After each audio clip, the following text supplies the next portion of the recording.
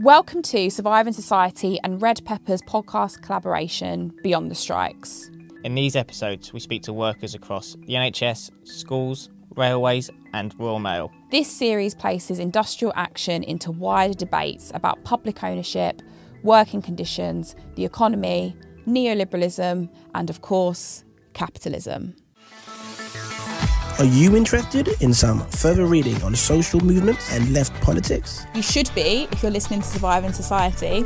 Red Pepper is a quarterly magazine and website of politics and culture. It is a space for debate on the left and a home for open-minded socialists. Red Pepper is reader funded with a sliding scale subscription model, ensuring its content is available to all.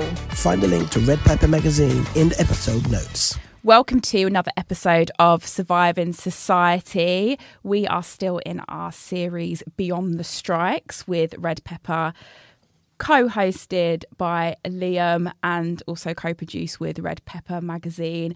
Me and Liam are really excited today to be in the studio with Sherelle Cadogan and Mel Mullins. There's so many different acronyms and descriptions around the work that you both do. So first and foremost, I'm just going to read out your bios and then we're going to get into the detail. Firstly, Sherelle has worked for London Underground for 22 years and is an instructor operator, which means you're a train driver. Yeah, and I train people to drive the train. And you are an ASLEF local industrial rep for LU and TfL. Yeah. Yeah. You are also the ASLEF National Chair of Black, Asian and Ethnic Minority Members. Yeah. And you are the TfL Diversity... What was the other? I sit on the EDI Forum. You sit on the EDI Forum for TfL as well. Yeah. Wow. And just before we break down all the acronyms, first and foremost, TfL is Transport for London. So we have a global audience, this podcast. Fantastic. Mel Mullins has worked for London Underground for 22 years as well. Yes. Okay. She is a train driver on London Underground. She is a staunch anti-racist and black women's rights campaigner. She sits on the TfL Equality, Diversity and Inclusion Forum. She is an RMT union member for 22 years in various local and national positions. You are also, Mel, RMT Industrial Relations Rep at your home depot of Elephant and Castle on the Bakerloo line. You are also the RMT Bakerloo Branch Secretary. You are the Secretary for RMT Black, Asian and Minority Ethnic Advisory Committee. Yeah, we use BME. You are the Secretary for the RMT London Transport Regional Council's Black Solidarity Committee. You are part of the Trade Union Congress's Race Relations Committee. You're a Croydon Trade Union Council member, that's part of the RMT. And you are co-chair of the Global African Congress. And to top it all off, you are co-founder of BLM Croydon. Yes. Can we have some Bashment Horn? That's some serious, it's royalty in the room. Thank you so much for joining us today. Liam has been incredible in terms of curating this series and just bringing amazing people like yourselves into the Surviving Society community to help our listeners better understand how integral unionism is to society and our work processes in general. And I guess to bridge those two things, one of the things we've done on this series and what we do on the podcast is talk a lot about our personal relationships to our work or the personal relationships we have to the research that we're doing if it's an academic. So in the case of this episode, as people that have worked in transport for such a long time, it would be great to find out how this came about and how you managed to become so passionate and involved in workers' rights within your sector. If I say it's by accident, is that okay? Yeah, of course. Good. My passion for just workers' rights and my, I'd say my interest in politics started from a child. My dad was went for local Labour councillor. So I grew up going to all the local council meetings. He also done 38 years on the buses. Wow. So he was a London transport worker. And so I think it was in my blood without it being in my blood. So I grew up watching the strikes, the miners' strikes on TV. I'm sharing my age here, people. Sounds like. But going on anti-apartheid marches with my father. He was, he would talk about how proud he was of Bill Morris, being in the TUC. So I grew up with that. And then it was a family member, my brother, who was on the job. And I actually worked for the airlines previously. 9/11 happened. And then my brother said, just come on the underground, just as a, stopgap. Yeah. And here I am. Wow, all these years later. And within a year, I became a train operator. And it was fine. I mean, I went in and out, as you do. Back then, I was on a line where there was approximately maybe 700 people, maybe under 15 women out of 700, and 2 black women drivers. And so, and I'm South London, you can probably hear by my twang. So I'm South London, and I was going up to North London. And it's a different world up here. It was a different world. So I went there.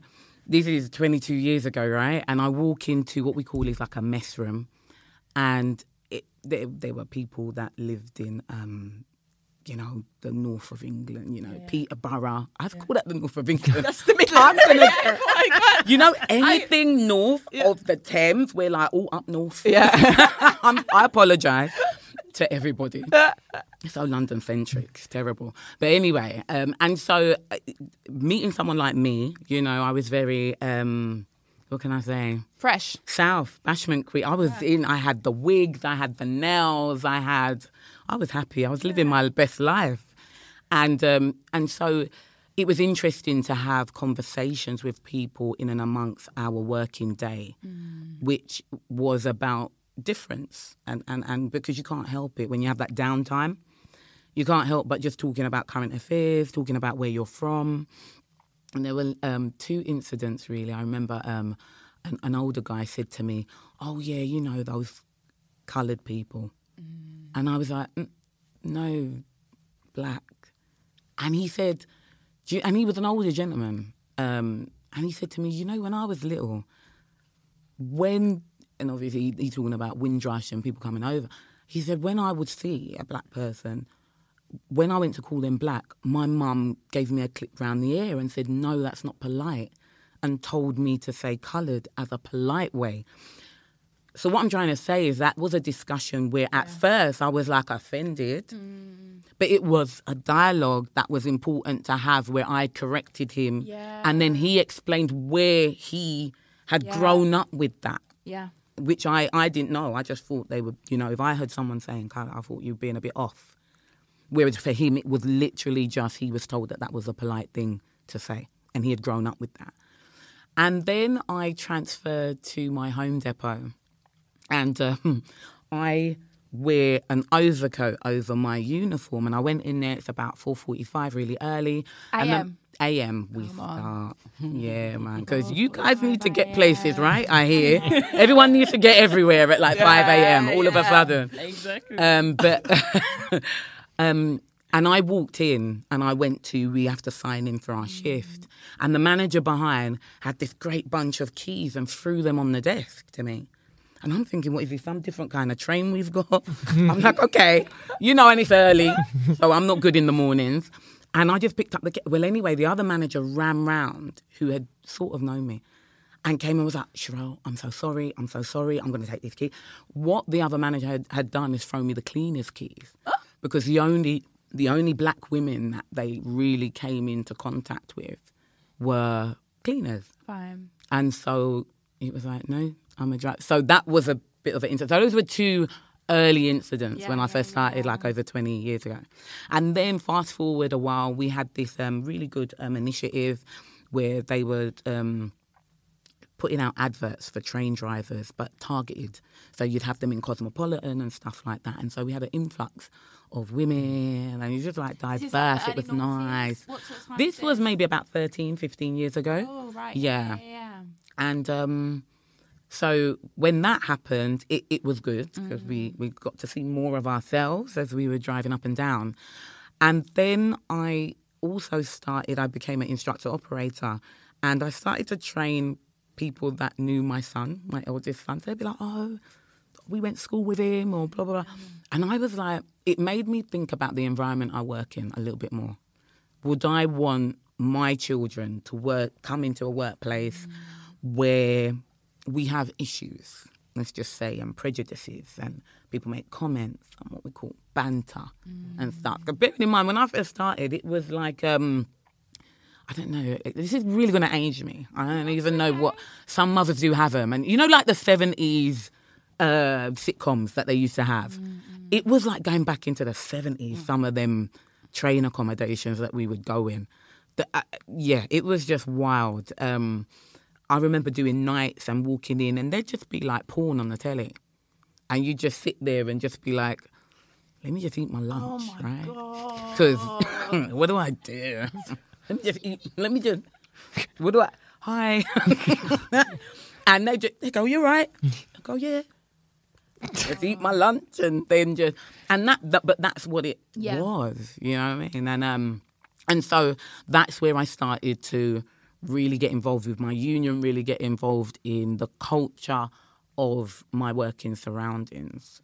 You know. Sherelle, what's so beautiful about your description of how you came to both work in transport but also become organised is the relationships and people involved within it. So it happened whilst at work. And what we call in sociology is like social reproduction, in that you come to face race and class in relation at work. So those two incidences that you describe, it's like that's how things get reproduced and happen over time. And it's so, I say it's beautiful because it's life. It like is. And I think you articulated it, just in a very like roundabout but beautiful way. So thank you. No problem. I mean, we're from South London, Croydon, and so I remember when the Croydon riots happened, and I went into the train crew accommodations, we call them our mess rooms,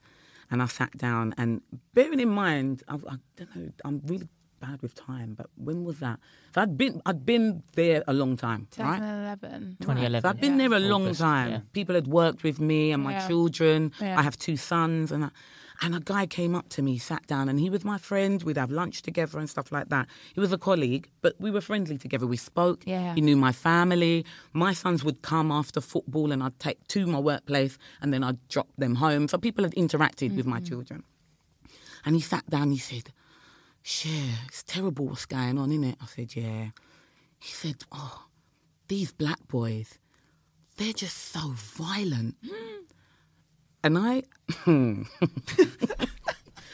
I looked, and I was like, this gentleman has friends at work and colleagues, black men that have black sons. We have families, and we speak about them. This one got married, this one got into school, blah, blah, blah. That's what you do. And you know, so it was an inclusive working environment in that he would know about our lives, right? And he would know black men and boys. Wasn't someone that he's only seeing them on the TV. And I looked at him and I said, "You do realise I have black boys. I have black sons." And he was like, yeah, but, you know, just in general. And in my head, I wanted to, you know, go back to my dad, who was like a Pan-Africanist, and say, "Oh, let me tell you about white violence." But my meal break wasn't long enough. But So I had to hold tight on that. But in regards to what you're saying, it really interested me how people can still be immersed with people, connected with people, but still hold these very staunch views about us. It wasn't someone that came from a place where he hadn't interacted with black people. And I had to say to him, my children aren't inherently violent. You know my children. And it was just that kind of, I think the penny kind of dropped in regards to his generalisation. But those are the kind of conversations that we had. Thank you so much. You're welcome. Mel, how are we here? How did you get here? I'm going to start it exactly the same way Sherelle did, by Yes. accident. I was born in England, and then for a time, because of a lot of racism in schools, institutional racism, my mum decided, you know what, we're going back to Jamaica and you're going to go school there. I was being held back on purpose. Wow. And yeah, it was a terrible time for me. When I went to Jamaica, I thrived. That formed my politics there. I wanted to be a politician, believe it or not, from being in Jamaica and schooling in Jamaica. I was part of debating teams. I did a lot of sports. I had a very rounded education in Jamaica. I really thank my mum for it. At the time, I wasn't happy I was leaving, but then I came back here and I struggled. You came back? I came back here when I was 18 and I kind of struggled in the beginning. I was homeless. I picked myself up, went to college, saw myself through college, had 2 jobs, and I went to Tooting Broadway Station in South London and I saw this advert. And it says, we want women and people from ethnic backgrounds to join London Underground. I said, okay then, let's apply. And You know they're going to stop them adverts now. They're going to be like, no. Is this how we got Sherelle and Mel? And that's truly what happened. I applied, went through the process, I knew I was going to get the job. And I've been here ever since. I'd managed to go part-time. I started on the stations, managed to go part-time and start university. And I thought to myself, there's no point in finishing university. There's a lot of projection and prosperity in staying on the underground and trying to move up. Yeah. It seemed like a job for life when I started. Yeah. My grandparents were unionized when they came here in the 60s. So my grandma was a cleaner for National Rail. So like Sherelle, I had a background where I was brought around the trains. I was brought around a lot of working class West Indian people. Organised. Right? Yeah. Exactly. So I understood that you being in a collective is, really an advantage. So being in the union was, I didn't even have to flinch. I got joined in the RMT straight away. I will tell you, it's the same. The stories that Sherelle will tell are the same stories that I will tell. The so-called banter, the so-called misogyny, the sexism, the racism within the workplace was rife. And I was always getting myself in the thick of it because I was always talking up about it. I always attended my branch meetings. So in the union, you have a monthly meeting. So you come together and talk about what's going on in the union, you update each other, etc., etc. And there would always be a case.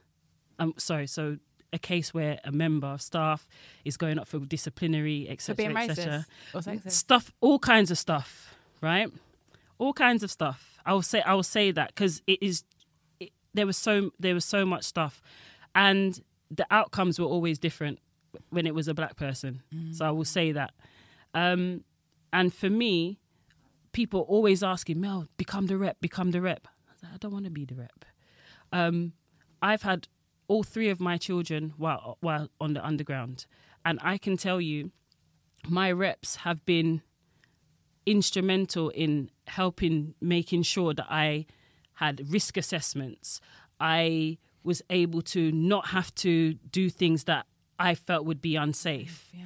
I was able to make sure that I didn't lose my position when I was trying to go for promotions because I was pregnant, stuff like that. Even back then, we're having the same issues now. Wow. Right? So and my oldest son is 19. He'll be 20 next month. So the union to me is very important. Right? As much as there are also structural issues within the union as well, it's been very important to me. It's been very integral in saving a lot of jobs. And I know because I've been in situations myself. Yeah. So when it came to going for positions and stuff, they had to literally drag me kicking and screaming. I've got the ability, I've had the political background, Yeah. you know. Should I tell them? But Tell them. I used to be a member of the Labour Party. Okay, yeah. And I used to hold local position as well. I'm not going to say anything more about it because I'm not promoting the Labour Party. Just to say, Fine. Nor are we. I am no longer a member, or we are no longer members of the Labour Party. No, same. All right, so sorry. Sorry, Liam. Sorry. I'm not Labour, right? You're in the Greens, bro. You got your own issues. Yeah.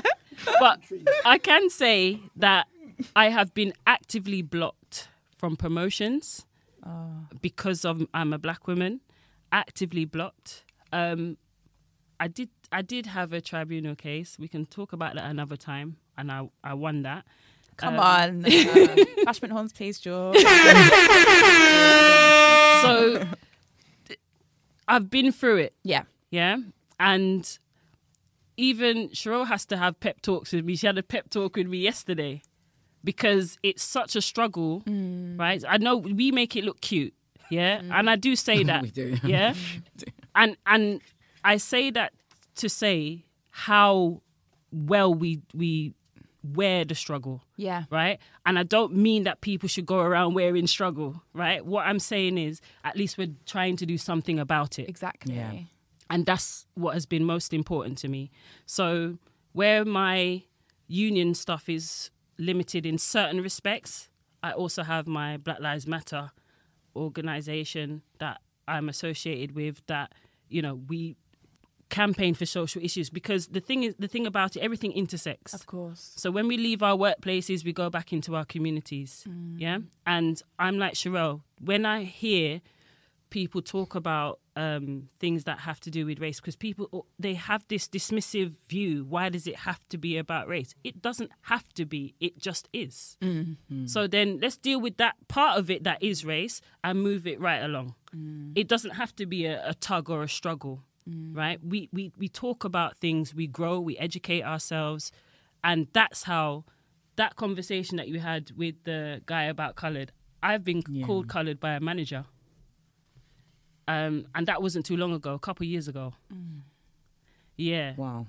So, and it took that manager 6 months to apologise to me because I just shut down and stopped talking to him.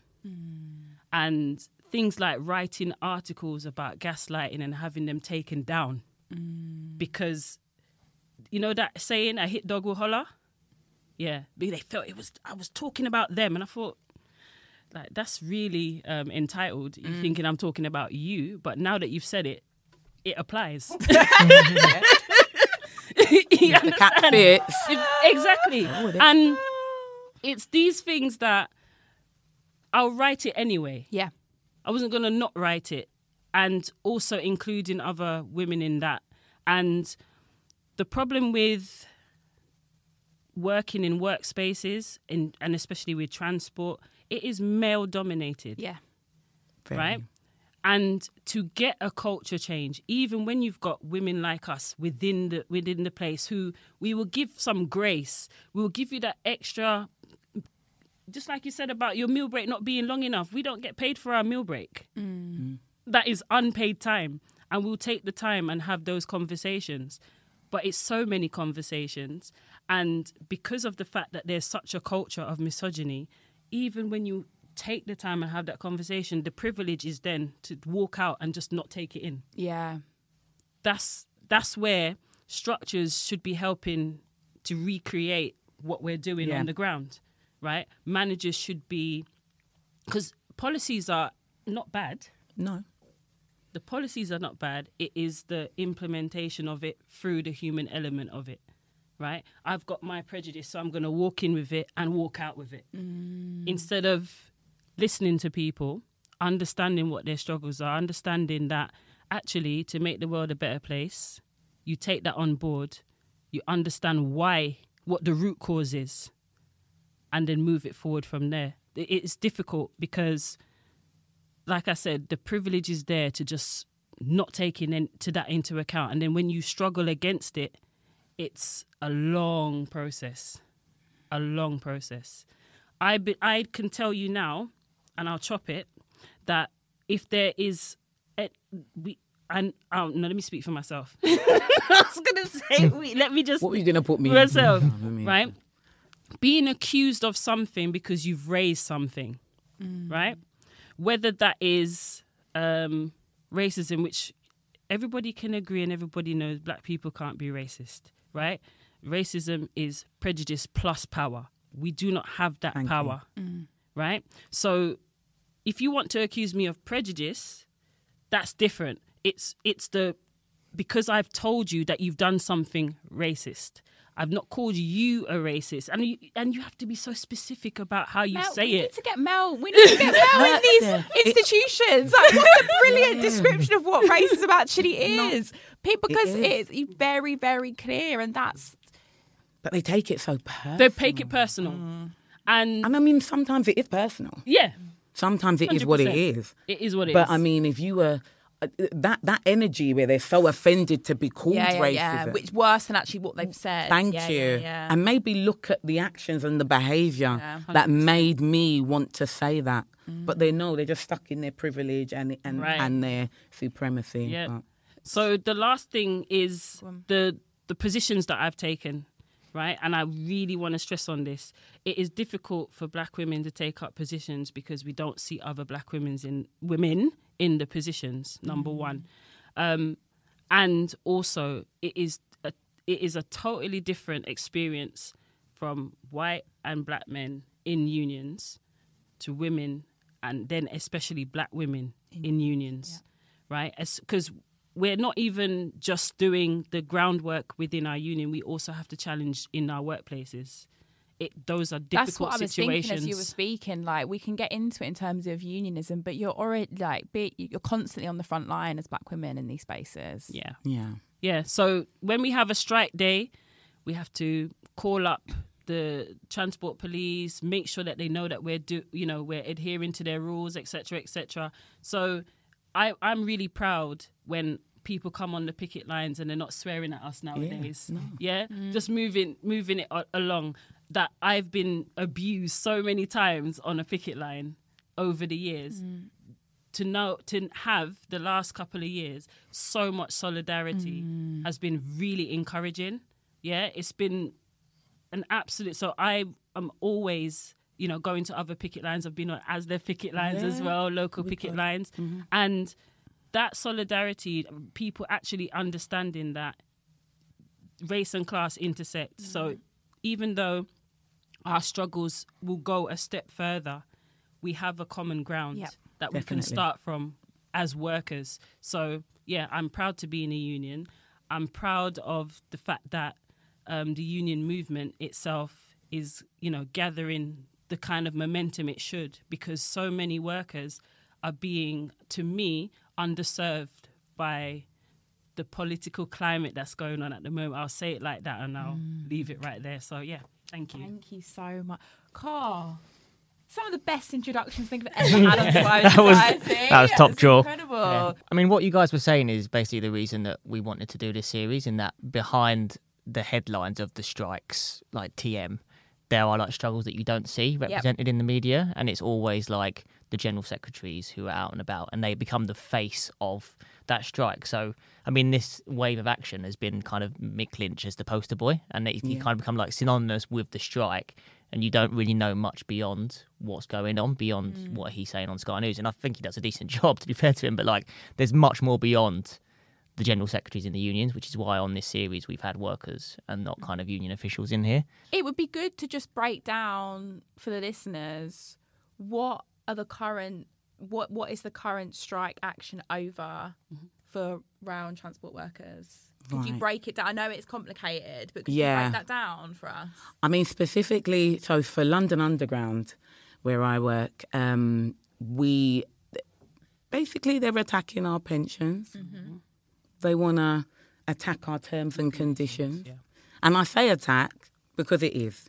Fundamentally, there's no reason really, economy-wise, financially, why you would want to look at our pensions other than that political view that why are you people going to be comfortable when you retire? And I honestly think that is where it's coming from, because there's no reason economic-wise why they would be looking at our pensions. They perform well, right? So our terms and conditions and our attendance at work procedure. That's right, yeah. And I just think it's that mindset of them wanting to... It's a climate of where they don't like the working classes. I really believe that. And so we want to get more from you for less. Absolutely. That's what we want. And so that's what they've been doing in regards to London Underground. I mean, we've got this pay... Yeah, this pay review at the moment, which we go in and we negotiate for our remuneration of the work that we do, the valuable work that we do, carrying people around London, and they don't want to. We've had like Transport Ministers Grant Shapps, and now we've got this latest one, and you know they're not for us. We also have, I think as well, we're on the background, we're actually, because of this kind of Labour mayor versus a Tory government, we are getting penalised for that. Proxy. I would say, yeah. Transport of London. So there was a bailout awarded in regards to during the pandemic. So off of the pandemic, obviously, and the terms and conditions around that has kind of kept us in a bind. Yeah. And they've used it to kind of put the screws in regards to saying you have to. So from the pandemic, there was a... During the pandemic, obviously, we had to operate to take the nurses and everyone. So we were still operating as London Underground. And we don't have the fares coming in and stuff like that. So we're losing money, right? And we needed money in order to keep operating. And the government secured this bailout. Yeah. But with that came strings attached. And those strings were, you've got to change those pensions, and you've got to do that, and you've got to do this and that. It's not the workers' fault. There's a pandemic, so why no, but are the workers being penalised for? I mean, literally, this is what this government has done to everybody, haven't they? Whether it's for an opportunity. Yeah. Our terms and conditions have been under attack for years and years and years. Yeah. And this was simply the perfect opportunity to take this forward. The ridership had gone down a certain percentage. Is ridership the amount of people? So the percentage of using people. I love that word. Sorry. Yeah. So it had gone down to about 30% at the peak of the pandemic, and it was going up incrementally.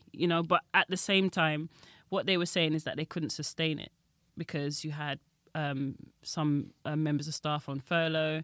You had, just to run the underground. They were losing money. They were losing money, and what the problem is that, just like you said, securing that financial package, which is, up till now I don't understand why London Underground, because it's a monopoly. There is nothing else that can replace it. So what is the issue with funding it? Because it does make money. Exactly. Yeah, it's a profitable... Because the ridership doesn't consist of Tory voters. Exactly. Well, Even there you go. On the record saying that, isn't he? Like, don't care about Londoners. Because we don't vote for Tories. Right. And the issue that we have is the fact that the mayor, he comes from a transport background. He talks about his dad being a bus driver. Yeah, and our transport system includes bus drivers. Yeah, so as far as I'm concerned, he should know better. Yeah, let's just say it like that. He should know better. So securing the financial package, because that's the way it's done. I don't know why it's done like that, but that's the way it's done. He should be able to reel off all the reasons why, very simply and very easily.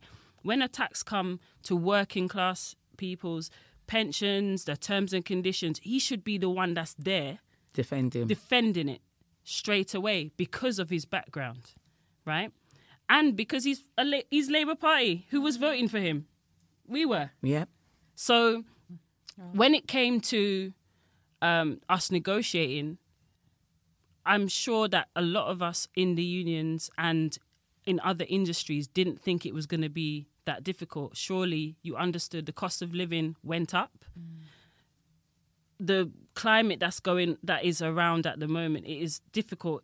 That you've got the statistics about there's 2-parent households where children are living in poverty, right? The working class contribute a portion of our money every month, however often we get paid, to the national system, right? So in turn, they're doing these things to defund our own national services and then make us seem as if we're fighting against each other. So when I get a hospital appointment cancelled, you effing did it. I wouldn't do that, but I'm saying they want us to blame right. NHS. So then when they go and privatize it, same with the tube, right?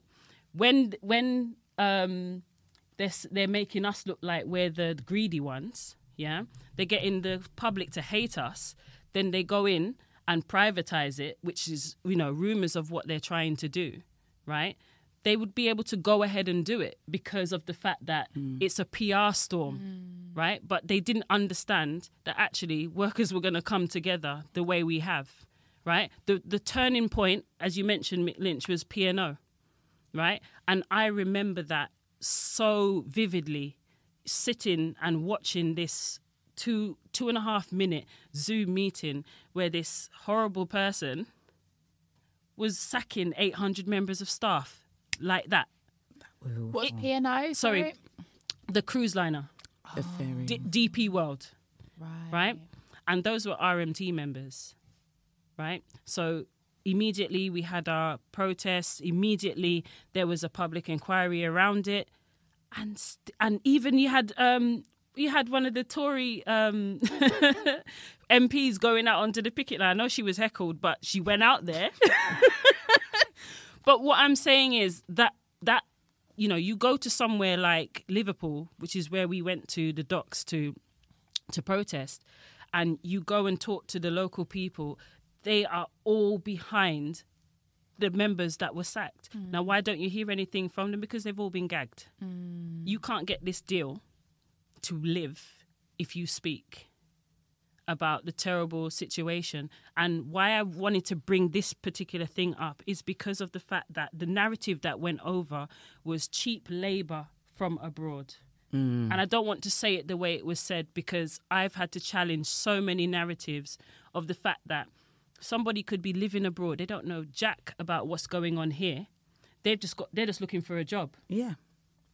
Now all of a sudden they're having people attack them and heckle them, right? Because of the fact that we're stealing their jobs. Yeah. Yeah. Now workers of the world unite, right? So when I saw that, it broke my heart, because it was like you're falling for it, right? Even if we're having a situation where we're having a 2-tier system trying to be introduced, you don't go and blame another set of workers for that situation, right? So when we're talking about our environments, right, we have to remember we weren't always welcome here. No. Right? And there's a history that remains festering in the air. So every time they come for us, right, we have to relive that trauma from the fact that our parents came from abroad. They were called here, by the way. They were happy where they were, right? And they were happy to serve the so-called mother country at the time. Now, when they took up their right to settle, they were not immigrants, they were not migrants, they were settlers, because they were British citizens.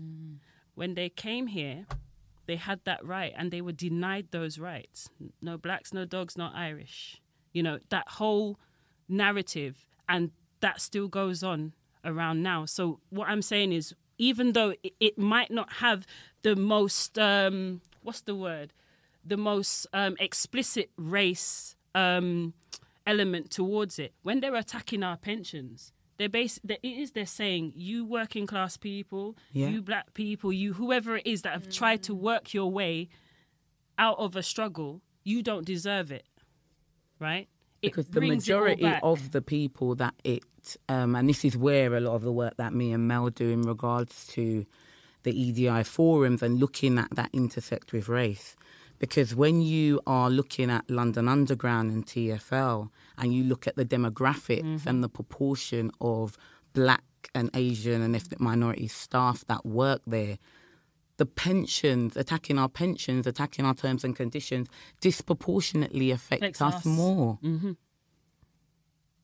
And it's the same with the NHS workers, and it's the same with education, it's the same with the cleaners. Who does that disproportionately affect? Worse. Who's worse off? And I genuinely feel like it's that culture that the government have put out there.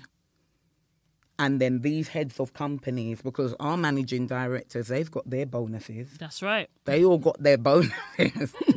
They said, no, we don't have no money. Deserve it. And TfL and LU, they've all been able to get their bonuses. So just roll us back to RMT. So what are the demands on that side of things? So it's no to cuts. There is a what do you call it? Train modernization. Yeah. Now everybody knows that things update, things modernize, but it's not to allow an attack on our terms and conditions. And they were going to force that on us. Force it, yes. So what we've done now is we've said, what you're going to do is you're going to negotiate.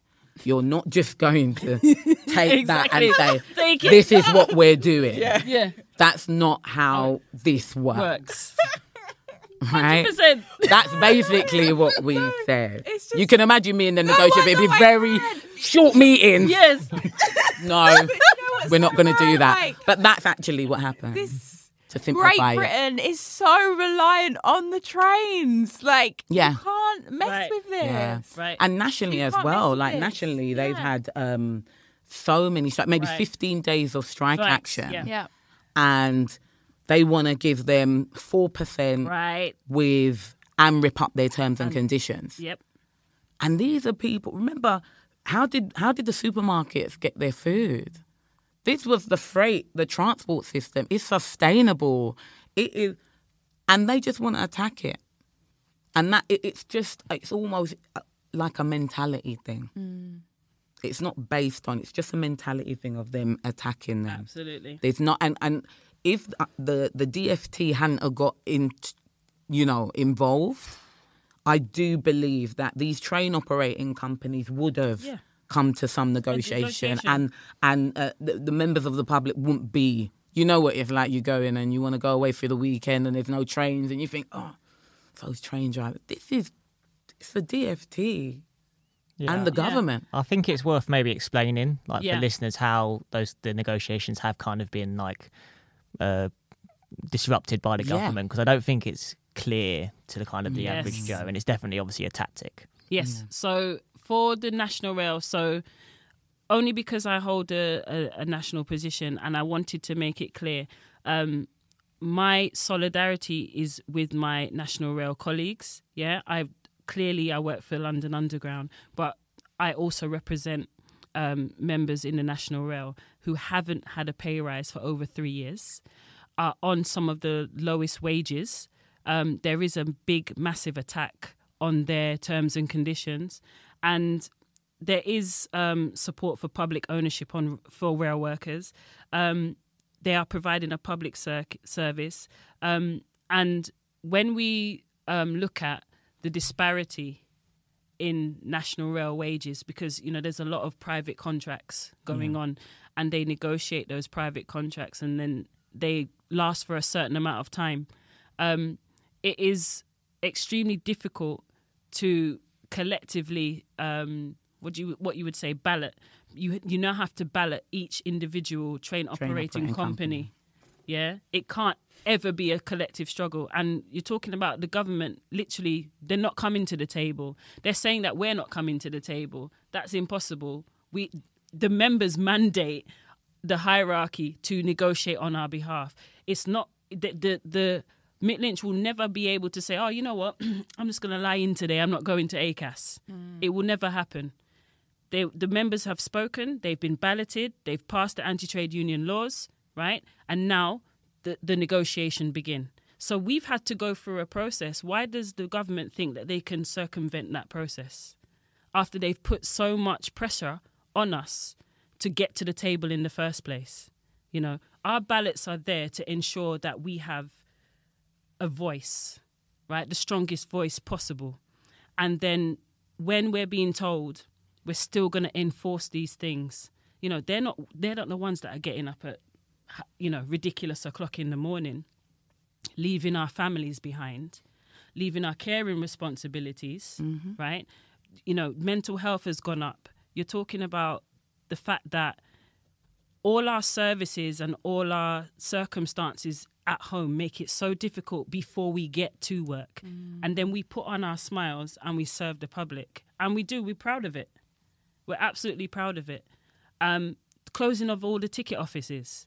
They've done that on London Underground. And I'm telling you, for someone who started on the stations, who loved to interact with the public, right? And I've also worked in the ticket office. And I'm telling you, the lines would be long, right? People would prefer to come and stand in a long line. Let me just say this. Stand in a long line and speak to someone to ensure that they got the best deal possible with the directions, with an assurance that they could get from A to B, with the assurance that if they had any accessibility issues, that someone would meet them at the other side and give them a hand. Now we're having a situation where it's dangerous. Yeah. I always feel that now. Actually, it is literally dangerous. It's only for a certain person. Right. And I'm telling you, as a Londoner, right, who now does travel quite a bit outside of London. I was meant to travel outside of London today. When I go to, I don't want to go online and do this. Tap, tap, tap, tap, tap. I want to speak to a member of staff and get the best deal I can, especially with the cost of living crisis. Yeah, exactly. You save me an extra 5 or a 10. And they do. They are trained to do that. A computer, I'm not saying a computer can't do certain things. What I'm saying is it then misses the fact that maybe English is not my first language. Yeah. It might miss the fact that actually I've got accessibility issues. It might miss the fact that, you know what, I'm traveling with children. You know, it doesn't capture everything.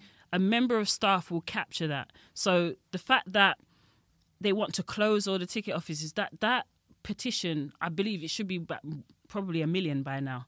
It was 750,000 in September. So last month, who had already signed it.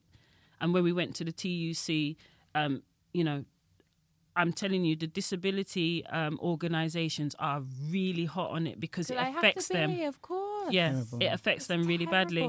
So how can they do it with a straight face? Yeah, I mean, they don't care, do Don't they? care. I mean, we can see by their policy, the government's policy, they don't care about the elderly. They don't care about the disabled. Absolutely. They don't care about people with accessibility issues. And closing the ticket office is just a reflection of that. It's like, we don't care about you. If you've got the money and you're at home and you can do, those are our people. And anyone else outside of that may need that extra assistance, we don't really care about. And I think if I can use, because I travel in Europe quite a bit, if I can use some of the subways that are in other countries, I've been on the New York subway, I've been in Berlin, I've been in Spain, I've been in Amsterdam, I've been in quite a few countries. I've been in Paris subway, right, or their metro, whatever they call it. They're quite big. And what I mean by that is the roadways and stuff like that, the way they intersect, it's a bigger land space with the country and the way that it works. This is a tiny island. Yeah. So we're all on top of each other. Well, it's because of the... transport it's is... the oldest transport Exactly. system, isn't it? And so what they've been purpose-built. Yeah. And so what they Thank want to you. do is look across to them and go, oh, well, they can just run it on minimal people. Thank not you. understanding Absolutely. that London and England. It's a totally different thing. System. Totally different system. And so, but I mean, I totally agree with Mel in regards look to at our everybody trains, supporting. right? Yeah. Mine and your trains is not this. I can't just turn up at Cheryl's depot and drive her train. Yeah? Different lines of It's a different trains, different and line, stock different exactly, totally different the way it runs. And who understands that? Because with Europe, it's maybe at number 1, number 2, or the A or the B. Us, it's the Victoria line, the Bakerloo line, the Piccadilly line, or the blue line. But there's 2 blue lines. You know, it's confusing. They've all got different trains. Yeah. Yes. Yeah. So how do you get to work on the Elizabeth line? That's like the new one, isn't it? Yeah. So what's that like to drive? I'm not sure, but it's lovely. Nice. Yeah, it's lovely. It'd be nice. Everyone likes it, and that's everyone's favourite Yeah. line at the moment. Absolutely. Yeah. Yeah. But it's that the fact that, and again, I'm a climate change activist as well. Yeah. We need people to be using transport less on the roads, right? Especially in South London, right? You've got the Silvertown Tunnel that's not going to actually do anything, to reduce carbon emissions. In fact, it's just going to divert it from one place to the other, right? The underground system already, there's been research about noise pollution, about the pollution that we suffer on a daily basis driving the trains. But at the same time, when you're getting people from A to B in an efficient way, it's a much better way to go. Unfortunately, I do commend people who ride their bicycles, by the way, in London. I do think it's really dangerous. I think it's really good for, as a climate activist, again, it's much better than driving cars, right?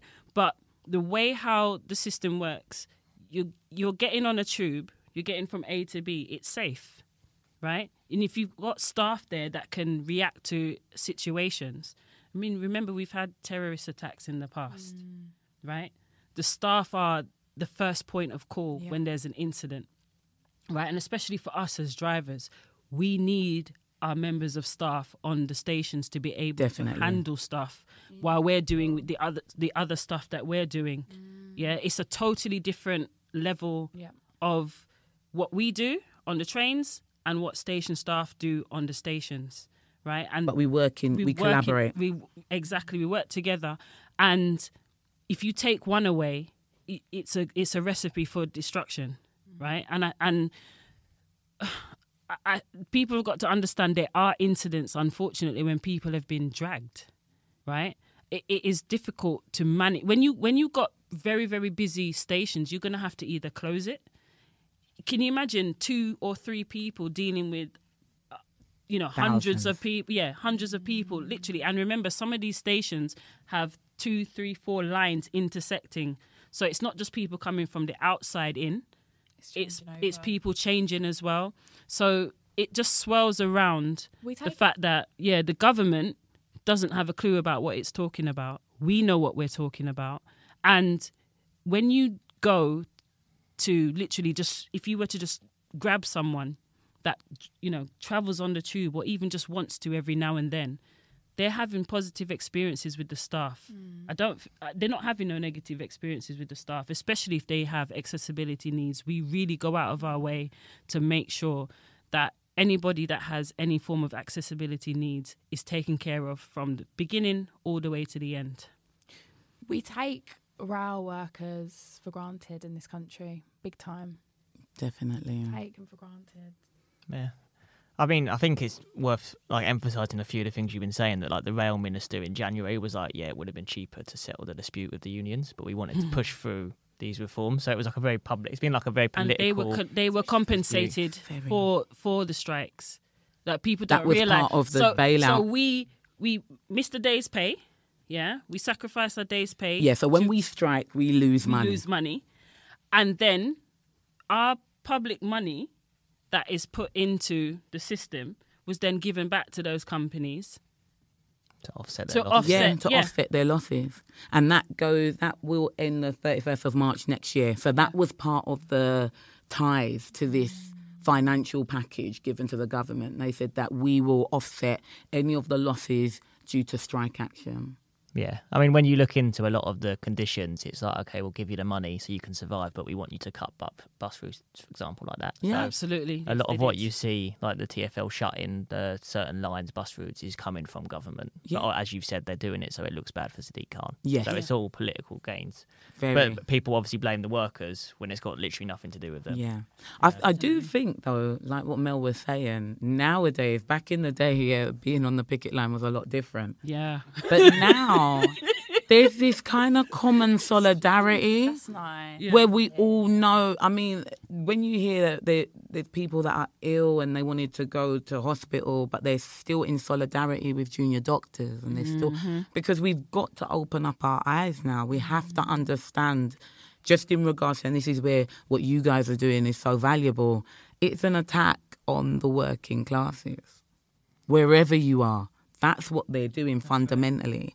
And so we have to, and like what Mel's saying in regards to, you know, when they're talking about workers that come over and they want to work, it's in the language, in how language, it's yeah. the them and us.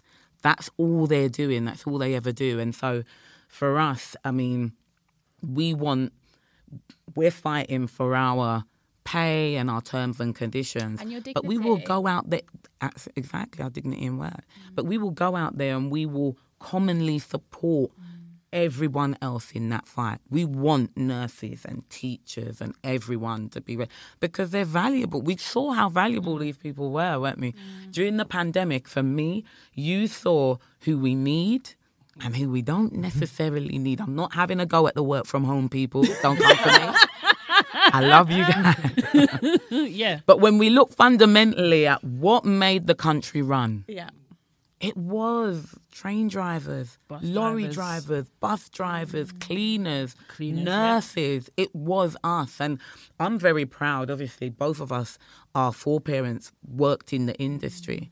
And I'm very proud of that. And I do think in regards to definitely our heritage as well, coming from that Windrush generation where we've always been in service, whether it's the NHS, the education, and it's the transport. And so a lot of the work that me and Mel do within the union as well is educating and reminding people of that.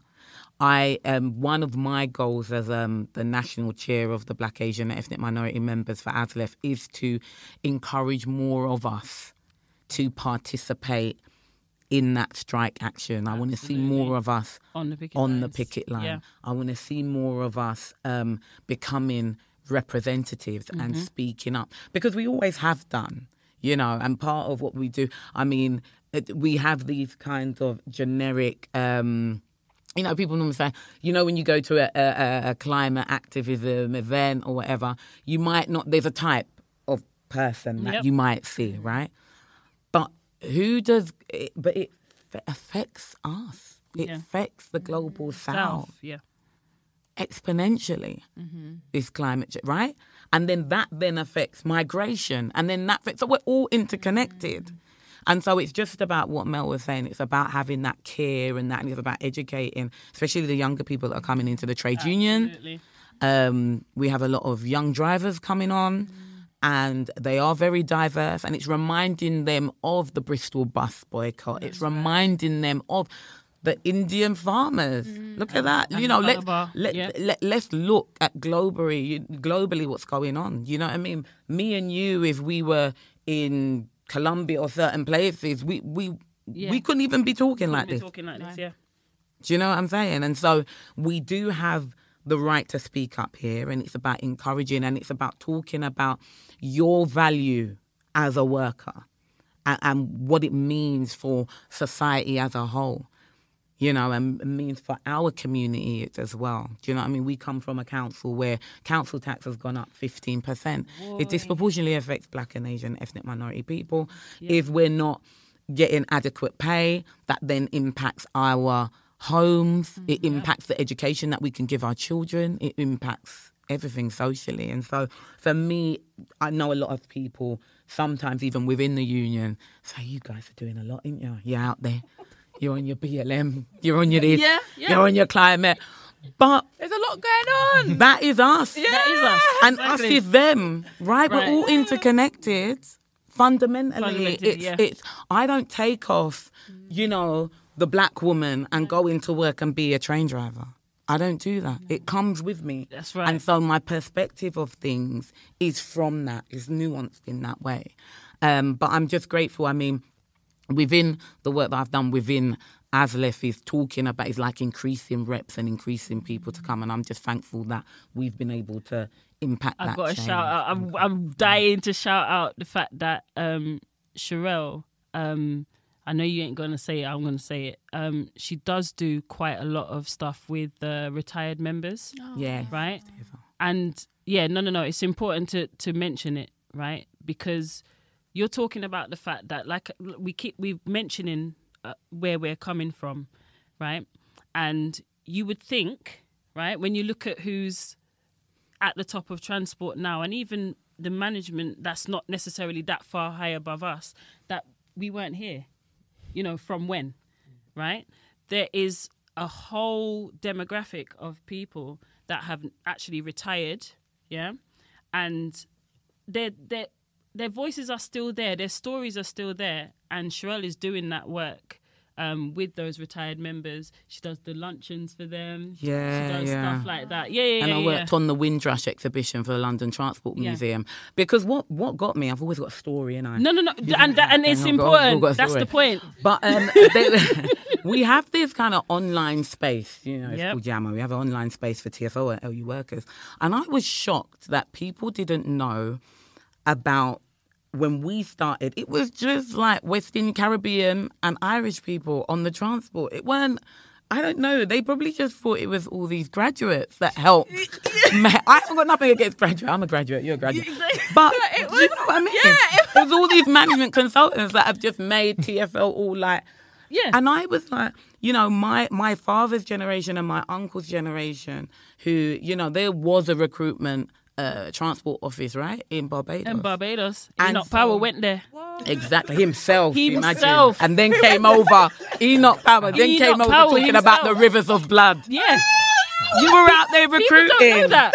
No, he was there. Yeah, people do Then not they came know. back and then they said, "Oh no, actually, don't No, come. don't come." come." So I was really offended that, like what Mel said, that part of transport history wasn't recognised. It's not recognised. They didn't understand that. And so and a lot of it, you would retire and they'd give you your pass and give you this and just off say, you go. okay, off you go, that's enough.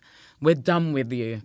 And I, off of my own back, really. Yeah, you did. Off of my own back, created an organisation, and we get them together and we provide them with a free luncheon, and they talk and they reminisce, and it just makes them feel valued. But it's just Absolutely. another way of making working class people feel valued and not like thrown on the scrap heap. And especially that demographic of, Caribbean workers. They went through absolute hell. Yeah, oh gosh. And you're talking very skilled people Yeah. that came to serve, like I said. Yeah. And the fact that even you've seen in David Olusoga's documentaries where they mention how skilled some of our midwives were, and they weren't allowed to progress. They just weren't allowed. And it's the same thing with when we look at the stories, the rich stories that they will tell, and the fact that they were never allowed to progress. No. Right? And I mean, It is- still, London yeah. Underground, if you're black or Asian ethnic minority, you have to apply 8 times more Yeah. than your white counterpart. And that was a figure in We're 2020, examples of that. 2021. Yeah. So we're not moving. And I find it really interesting, the work that we do, because everybody looks at transport and goes, oh, you guys are so diverse, It's really good. It must be perfect. You go through a station and you see us. I'm not gonna lie, And you go on the I did- bus and you see, and you go, yeah. that's no problem. It must be great. Oh, my God. I always say to people, you've got to look at the decision makers. That's right. Go in the offices, please. Oh, my word.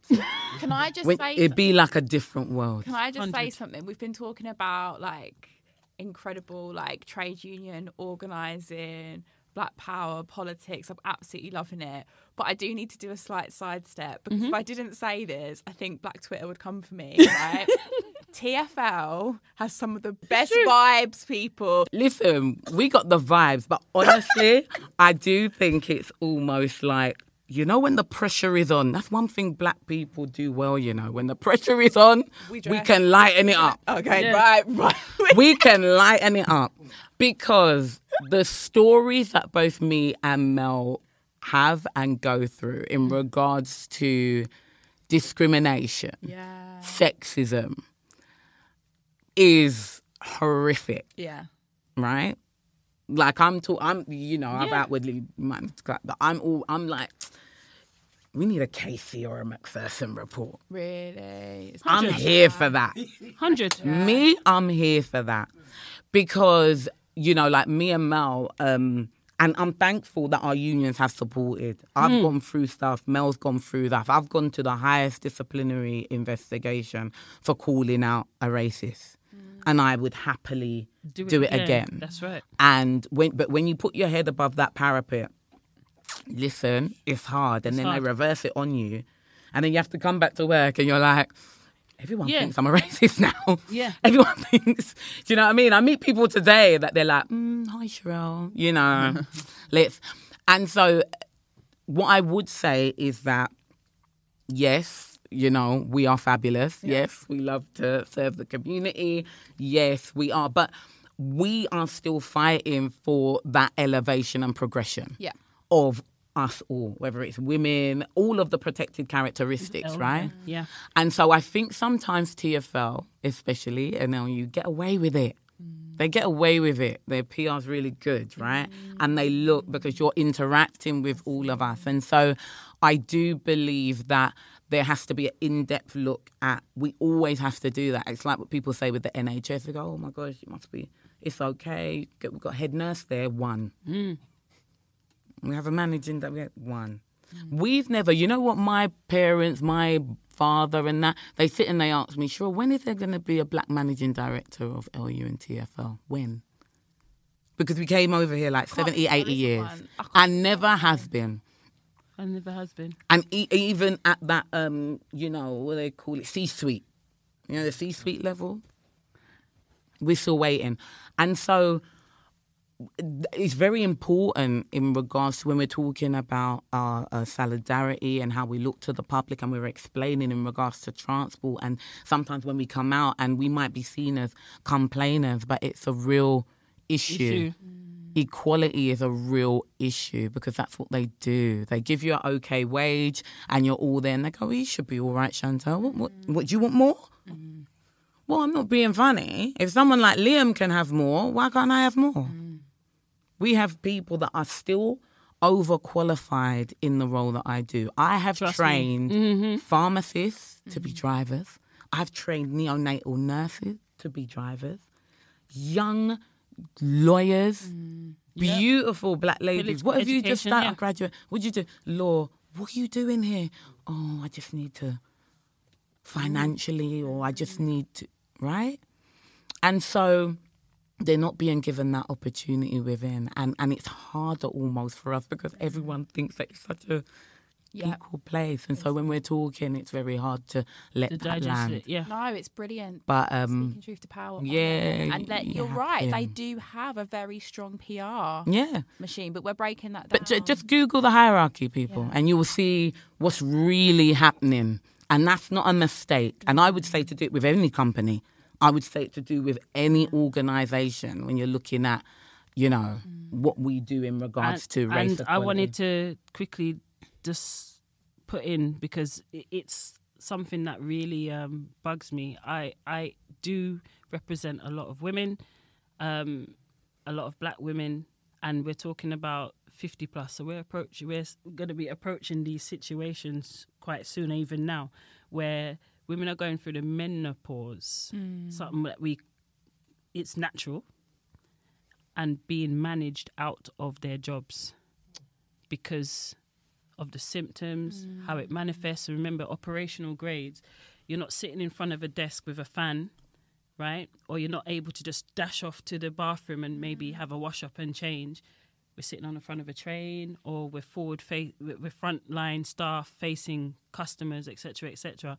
And the fact that transport has been here from day dot, and the circumstances around women's issues just hasn't evolved and changed At all. And every time you go up there, the role model style, what I'm saying, the policies are, remember, it's called protected characteristics because it's in the law. So then why, when we go to advocate on a situation, it's so difficult and people are suffering for it, because you're talking about working for 20 odd, almost 30 odd years and being told, actually, because of your circumstances, you know, we're going to have to terminate you. And those are real circumstances. So I am very glad the public has kind of caught on to the situations. And just like Sherelle said, when we come up and speak about what is going on, it's not to, you know, say that the employer itself necessarily, the policies are necessarily like a big, big problem. The problem is they're not evolving, right? The interpretation of it, the people that are enforcing it, that's right, are the issues. And if you're not recruiting a diverse, you know, sector, you're going to keep having you're going to keep replicating the same problems over and over again. Windrush 75 till now, right? And it's the same problems. You know, it's a shame, because, like I said, this is a job for life for me. You know, when my son says to me, "Oh, Mum, why aren't you a manager yet?" And I wanted to look at him and think, "How dare you?" But it's a genuine question, because that was my goal years and years ago when I started, that I was going to progress. So I love my train driving job, by the way. Love it. Love the people. And it's something I'm very proud of, to say I'm a woman train driver. But believe me, the national strikes and everything, when you see us out there, give us a wave, give us a hi, join our picket line, because it's important to us. And the importance to us also reflects on the importance to the public. Yeah. Because this is a fight for all of us. So when you see us out there and we're fighting for better conditions, what we're saying is you fight for better conditions too. And if you need our assistance and you need our help, especially RMT is a big union, ASLEF over 20,000, so a smaller, more craft union, but we're still there. Do you know what I mean? And we're important to the sector, and we're still there to support genuinely this kind of environment, the movement. Sherelle, Mel, thank you so much. What an incredible episode, Liam. Yeah, no notes really. Done. Thank you so much. I'm just sat here. It's been class. It's been absolutely brilliant. Thank you so much. Get behind your transport workers. Get behind your unions. Thank you so much, Sherelle and Mel. Thank you for listening to Surviving Society. To support our work, you can rate, review and subscribe. To host or produce a series of Surviving Society, get in touch with us via Twitter or Instagram.